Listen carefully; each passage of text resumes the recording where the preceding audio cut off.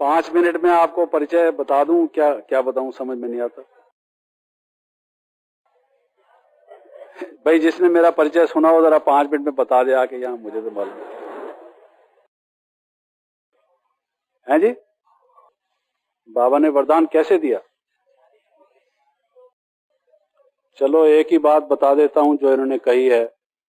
अब 5 मिनट के हो सकता है 6-7 मिनट भी हो जाए। तो एक इवेंट जो इस लिखने के कार्य से संबंधित है वो बताता हूं। वो ये कि जब मैं पहली बार मधुबन में आया था तो रात्रि की क्लास थी।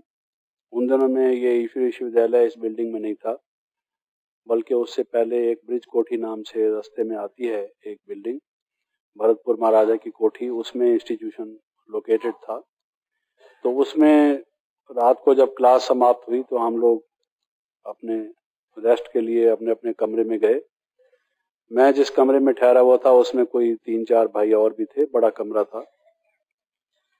तो बाबा ने उस रात को मुरली के बाद कहा कि बच्चे, जो भारत के राष्ट्रपति हैं उनको एक चिट्ठी लिखनी है।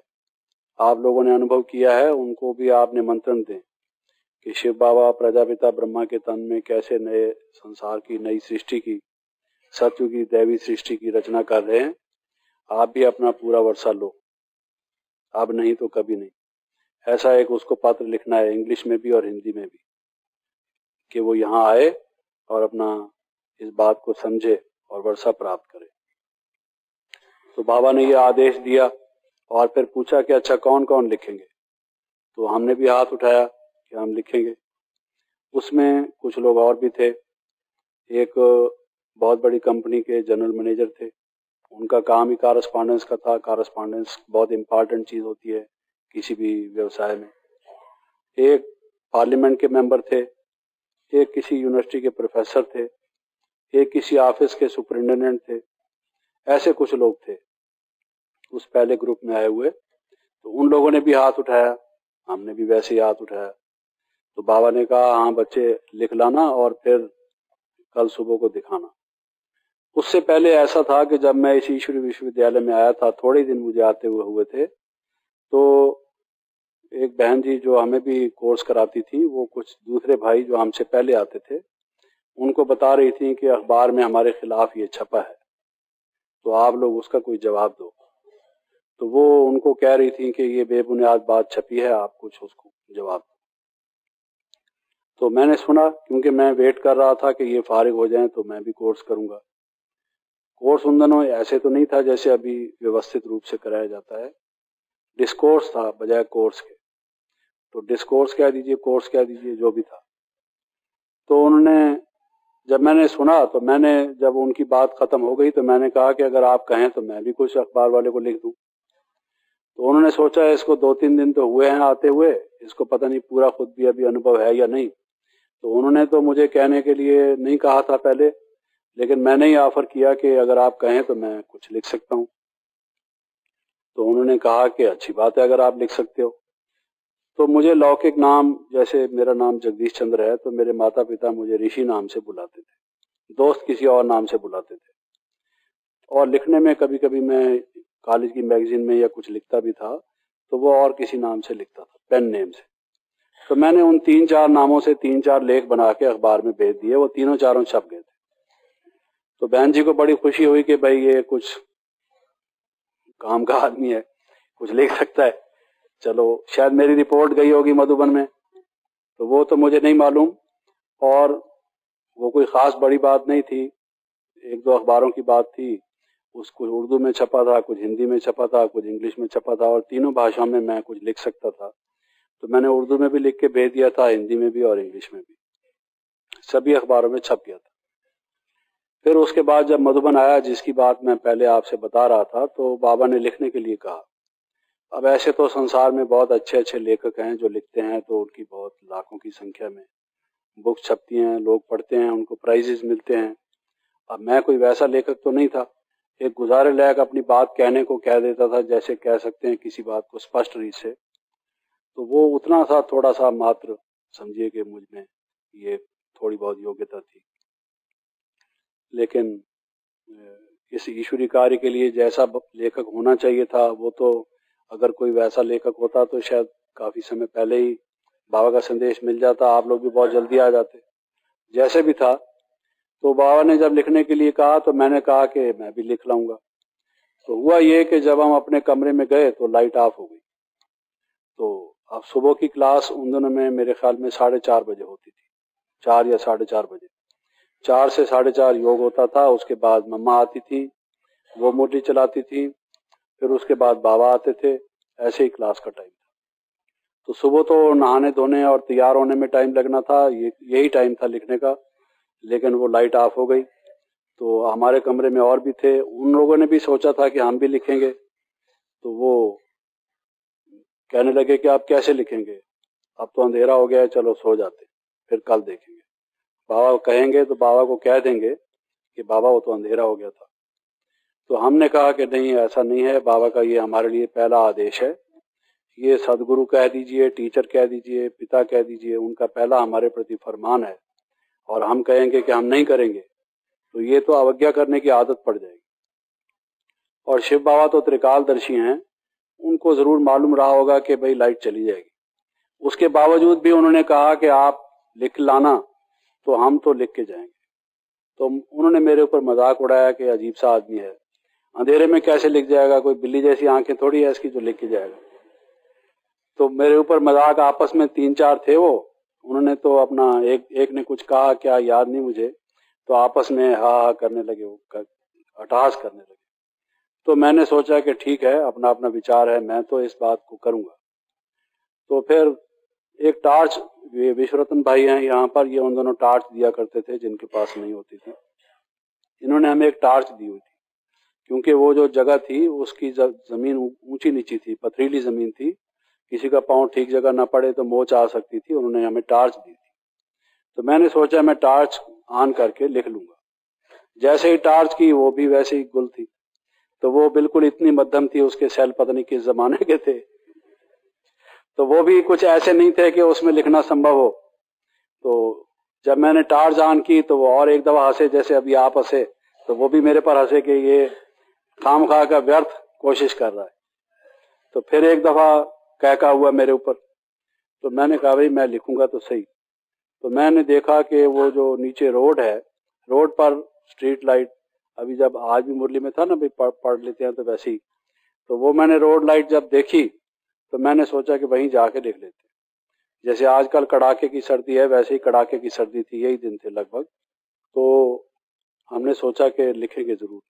तो रात को वहां जाके ठंडी में मैंने पहले हिंदी में लिखा, फिर उसको लिख के कटापटा उसको ठीक किया, सुधारा संवारा, फिर उसको फेयर किया एक अच्छे कागज पर, क्योंकि शिव बाबा को दिखाना है कितनी बड़ी अथॉरिटी है।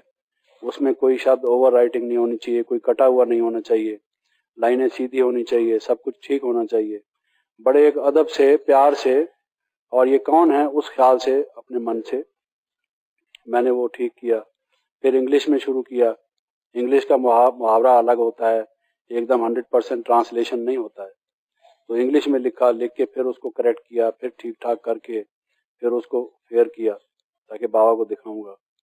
तो वो लगभग कोई 3-3:30 बज गए सुबह के। 3-3:30 बजे जब मैं गया तो जैसे अभी रिकॉर्ड बजता है, तो वो रिकॉर्ड जाग सजनिया जाग का उन दिनों रिकॉर्ड बजता था। तो जाग सजनिया जाग नवयुग आया, ऐसा कुछ गीत था। तो वो रिकॉर्ड बजने शुरू हो गया था। और वो जो भाई थे सोए हुए, वो भी उठ खड़े हुए। उन्होंने देखा कि मैं नीचे से आ रहा हूँ। सुबह रात को भी उन्होंने देखा था ये नीचे जा रहा है, उन्होंने मना किया था। तो उन्होंने देखा कि अभी लिख के आया है, सारी रात ये सोया नहीं। खैर, तो उन्होंने ये सोचा था कि ये तो बुजुर्ग आदमी हैं बाबा, एक महात्मा जरूर हैं लेकिन एक वृद्ध बुजुर्ग हैं, और बुजुर्गों को बहुत सी बातें भूल भी जाती हैं। तो उन्होंने ये समझा था पता नहीं बाबा सुबह पूछेंगे भी सही या नहीं, ये खामखा का सीरियस हो रहा है, ऐसे ही नहीं है लाइट तो भी लिखे जा रहा है, बेकार में अपना टाइम, नींद भी गंवा रहा है। उनके व्यवहार से मुझे ऐसे लगा कि उन्होंने बाबा को पहचाना नहीं। जैसे बाबा कहते हैं कि साधारण तन में आता हूं, तो उन्होंने वो साधारण तन को ही देखा। ज्ञान की दृष्टि से ये कौन है ये उन्होंने समझा नहीं। आज वो नहीं है ज्ञान में, थोड़े टाइम के बाद वो चले गए छोड़। ये मैं इसलिए आपको सुना रहा हूं कि ये सब बातें कितना फर्क करती हैं आदमी के जीवन में। तो फिर उसके बाद जब हम सुबह क्लास में गए तो मुरली में बाबा ने कहा नहीं कि आप लोग लिख लाए कि नहीं, क्योंकि वो तो ऑफिशियल मुरली में तो ये बात बाबा करते नहीं थे।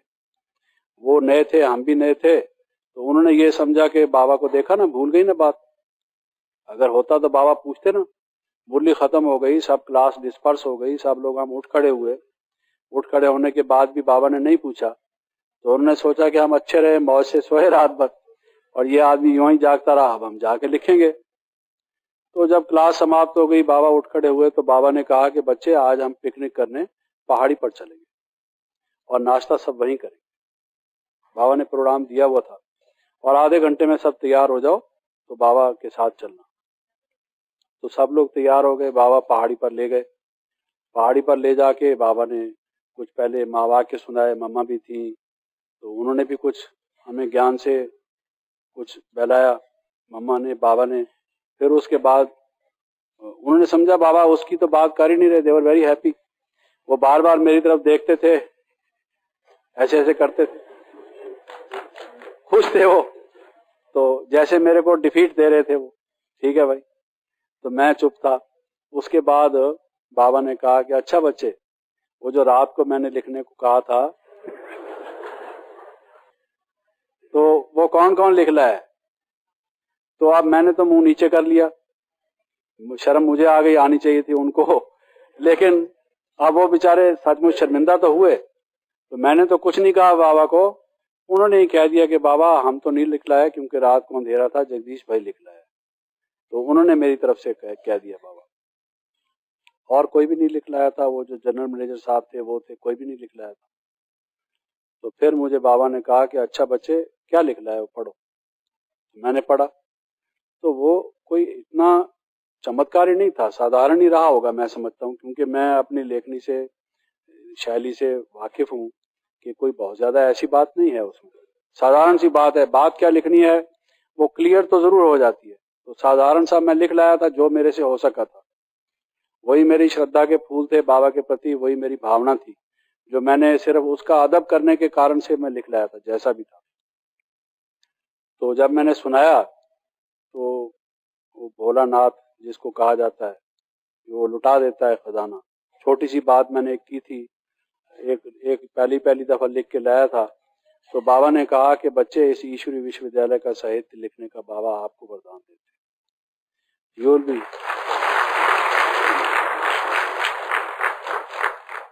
तो बाबा ने उसी दिन कहा you will be the chief spokesman of the institution. इस ईश्वरी विश्वविद्यालय का ज्ञान कहीं भी पेश करना होगा, उसकी वजह से आप उसके मुख्य वक्ता होंगे।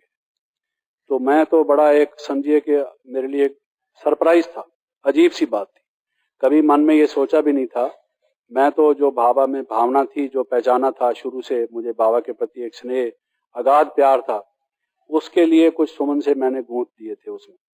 लेकिन जब बाबा ने ये कहा तो मुझे लगा कि 1 मिनट में मेरा मन चला बड़ा एक तेज रफ्तारी से कि मैं अगर लोगों के सामने ज्ञान रखूंगा, पहले खुद नहीं समझूंगा तो कैसे रखूंगा। इसका मतलब यह है कि बाबा मेरी बुद्धि का तारा खोल देंगे, तभी पहले मैं समझूंगा। जब बाबा मुझे निमित्त बनाएंगे तो जरूर पहले मेरा ही उपकार होगा, मेरा कल्याण होगा।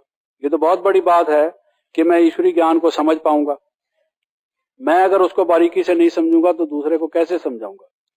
तो ये तो मेरा बाबा ने कल्याण ही कर दिया। एक चिट्ठी मैंने क्या लिखी, बाबा ने सारा ही खजाना मुझे दे दिया। और कोई ज्ञान किसी मनुष्य का ज्ञान नहीं, ह्यूमन लेवल पर, ह्यूमन लेवल को समझना आसान होता है, किसी मनुष्य को समझना। भगवान जो एकदम ज्ञान के सागर हैं, इतने गंभीर हैं ज्ञान में, उनके गंभीर ज्ञान को समझने के योग्य मुझे बाबा बनाएगा, मेरी बुद्धि को इतना एक वरदान देगा, शक्ति देगा। तो मैंने सोचा बाबा ने तो मुझे माला माल कर दिया। मेरी आंखें गीली हो गई और मुझे ऐसा लगा कि ओहो, 1 मिनट में बाबा ने क्या मुझे दे दिया। और फिर मैं अगर लिखूंगा और वो छपेगा, संसार के सामने जाएगा, उसके द्वारा एक सेवा हो जाएगी, उनका आशीर्वाद भी मुझे मिलेगा। ये तो बाबा ने मुझे इतना दे दिया, इतना दे दिया, जिसको कहते हैं भाई एक अपार कृपा, अकारण कृपा जिसको कहा जाता है। तो बाबा कैसे कृपालु हैं, दयालु हैं, दया के भंडार हैं, वरदानों के देने वाले हैं, या जिसको कहा जाए भाई शिव भोले भंडारी हैं, कुछ भी कह दीजिए। तो एक पहली झलक थी उसकी, पहला स्वरूप था। उसके बाद और कई ऐसी बातें हुई जो एक दफा मम्मा बैठी थी, मैं भी बैठा था एक चेंबर में क्लास के बाद। तो मम्मा तो अपनी सरस्वती हैं ही, तो बाबा ने मम्मा को कहा कि सरस्वती को संबोधित करते हुए कि ये तो सरस्वती है साक्षात। बाबा ने हम सब की तरफ कहा जो और भी बैठे थे, मम्मा तुम इसकी बुद्धि में बैठ गई हो, ये बाबा ने कहा मम्मा को। तो मम्मा तो वैसे ही उन दिन भी वो रुचि से कहा उन्होंने, लेकिन उनका तो ये था बाबा जो बात कहते थे, अगर बाबा कहें कि उल्लू हैं तो वो मम्मा कहती थी हाँ हम उल्लू हैं। तो मम्मा ने कहा कि हाँ बाबा। तो मुझे बड़ी खुशी हुई कि साक्षात सरस्वती जो विद्या की देवी है वो भी मुझे आशीर्वाद दे रही है। साक्षात प्रजापिता ब्रह्मा जो सृष्टि के आदि पिता हैं, जो ज्ञान के एक आदि भंडार हैं, उन्होंने अपना हाथ मेरे सिर पर रखा है, मुझे आशीर्वाद दिया है। तो मैंने सोचा कि ये मेरा सौभाग्य है, परम सौभाग्य है। और उस दिन से मैंने सोचा कि बाबा की जो आज्ञा हो कभी भी टालनी नहीं चाहिए। बाबा की आज्ञा का पालन हम करते चले जाएंगे तो बाबा हमें भंडारों से भर देंगे। और ये उल्लू की बात मैं क्यों कह रहा था, क्योंकि एक दिन बाबा और मम्मा दोनों बैठे थे। मम्मा की मुरली समाप्त हुई थी और बाबा मुरली शुरू की थी बाबा ने। और बाबा ने कहा मुरली में कि हम सब उल्लू थे, उल्टे लटके पड़े थे और हमें कुछ भी पता नहीं था इस संसार का। तो ये मन से निकलना चाहिए, बाबा ने कहा ये मन से निकलना चाहिए कि हम सब उल्लू थे। जब तक ये नहीं समझेंगे कि हम बिल्कुल उल्लू थे, अल्लाह ने आके हमें अपना वो अलिफ और बे पढ़ाया और हमें सब सुलटा किया, हम उल्टे पड़े थे, तो कैसे आपका बाबा के प्रति प्यार हुआ।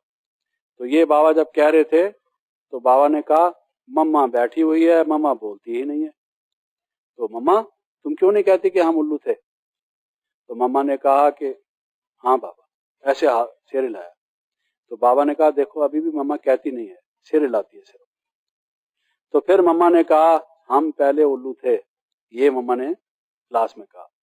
तो इसलिए मैं कह रहा था मम्मा की ये विशेषता हमने देखी कि बाबा ने जो कहा, मम्मा ने उस पर 100% निश्चय करके जो भी कहा कि ये कहने वाला कौन है, तभी वो मम्मा सरस्वती कहलाई, जो ज्ञान की परम श्रेष्ठ देवी हैं, जिनको ज्ञान का एक पूरा मर्म, ज्ञान की गंभीरता पूरी पता है और उनका साक्षात जीवन ही जैसे समझो ज्ञान में ढला हुआ जीवन। तो उसकी तो बात कभी फिर होगी।